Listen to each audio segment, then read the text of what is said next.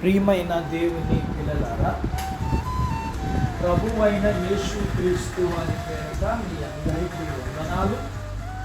ప్రభు పేరట మీ అందరికీ శుభములు, దీవెనలు కలుగునుగా. ఈ ఉదయకాలం పరిశుద్ధ గ్రంథము నుండి దేవుని వాక్యాన్ని చదువుకుందాం. మత్తయి సువార్త 5వ అధ్యాయము 8వ వచనాన్ని చదువుకుందాం. హృదయ శుద్ధి గల వారు ధన్యులు, వారు దేవుని చూచెదరు. ప్రియమైన దేవుని పిల్లలారా, పరిశుద్ధత, నిర్మలమైన హృదయం మన గురి. పరిశుద్ధాత్మ ద్వారా, దైవ వాక్యం ద్వారా మన అవసరత అంతరంగములో పరిశుద్ధత కలగాలి.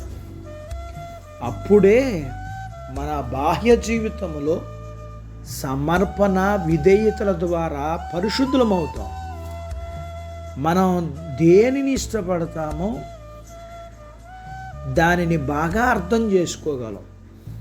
అంటే అభిలాషకు అర్థం చేసుకునే శక్తికి మధ్య ఒక ప్రత్యేకమైన సంబంధం ఉందన్నమాట. ఒకవేళ మనం చెడ్డ విషయాల్ని ఇష్టపడేవారమైతే మంచిని ఏమాత్రం గ్రహించలేం. మన హృదయం కంపు కొడుతుంటే మన ఆత్మీయ దృష్టి మందగిస్తుంది. పనికి మాలిన వాటి మీద ఇష్టం కలిగి ఉండేవారు పరిశుద్ధుడైన దేవుణ్ణి ఎలా చూడగలరు? ఈ భౌతికమైన జీవితంలోనే దేవుణ్ణి చూడడం అనేది ఎంత భాగ్యం! ఆయన గూర్చిన చిన్న తలంపుతోనే పరలోకపు ఆనందాన్ని అనుభవించగలం. హృదయ శుద్ధి గలవారు ప్రభు అయిన యేసుక్రీస్తులో తండ్రిని చూడగలరు. పరలోకపు తండ్రిని, ఆయన సత్యాన్ని, ఇంకా ఆయన ప్రేమను, ఆయన ప్రణాళికను, ఆయన సార్వభౌమత్వాన్ని, ఆయన నిబంధన గుణలక్షణములను, ఆయన యొక్క సర్వ పరిపూర్ణతను మనం క్రీస్తులో చూడగలం.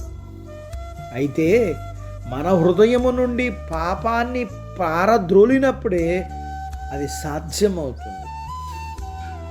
దైవ భక్తికి గురిగా కలిగిన వారే నా దృష్టి ఎల్లప్పుడూ ప్రభువు మీద ఉంటుంది అని చెప్పగలరు. సకల పాపాల నుండి మనల్ని పవిత్రపరుచుకున్నప్పుడే నీ మహిమను నాకు చూపించు అన్న మోషే ఆశ మనలో నెరవేరుతుంది. ఆయనను ఉన్న పాటనే చూడగలమన్న నిరీక్షణ కలిగిన వారమై తమ్మును తామును ప్రభు రక్తములో శుద్ధి చేసుకుంటారు. ఈ లోకములోనే దేవునిలో సహవాసం కలిగి జీవించడం ప్రభువారు అనుగ్రహించే పరిశుద్ధ దర్శనాలు చూడటం అనేది మన హృదయ శుద్ధి కొరకు దేవుడు ఏర్పాటు చేసిన మెట్లు. అట్టి భాగ్యత దేవుడు మనకు దయచేయునుగా. ఆమేన్. ప్రార్థించుకుందాం. నాతో పాటు ఏకీభవించండి. మమ్మలను మిక్కిలిగా ప్రేమించిన మా ప్రియ పరలోకపు తండ్రి, మీ పరిశుద్ధ నామమును బట్టి మీకు వందనాలు. ఈ ఉదయకాలం మీ పాదాల దగ్గర మీ లేఖనాన్ని మేము నేర్చుకోవడానికి సహాయం చేశారు. నేర్చుకున్న లేఖనపు సత్య ప్రకారం మీరు మా జీవితాలకి శుద్ధ కలిగిన మంచి హృదయాలు మీరు మాకు ఇవ్వండి. మాకు మంచి హృదయాలు మీరు ఇవ్వకపోతే, మీరు మా మనసును తెరవకపోతే మేము మిమ్మును కోరుకోలేం, ఈ లోకాన్ని కోరుకుంటాం. మేము చీకటిలోకి వెళ్ళిపోతాం. మేము పాపాన్ని ప్రేమిస్తాం. మా యొక్క హృదయాలు, మా మనస్సు, మా కనులను మీరు తెరచి మీరు మాకు మంచి హృదయాలు అనుగ్రహించి మిమ్మును కోరుకునేవారిగా ఉండగలిగిన బాధ్యత మాకు ఇవ్వండి. మీ పిల్లలను దీవించండి.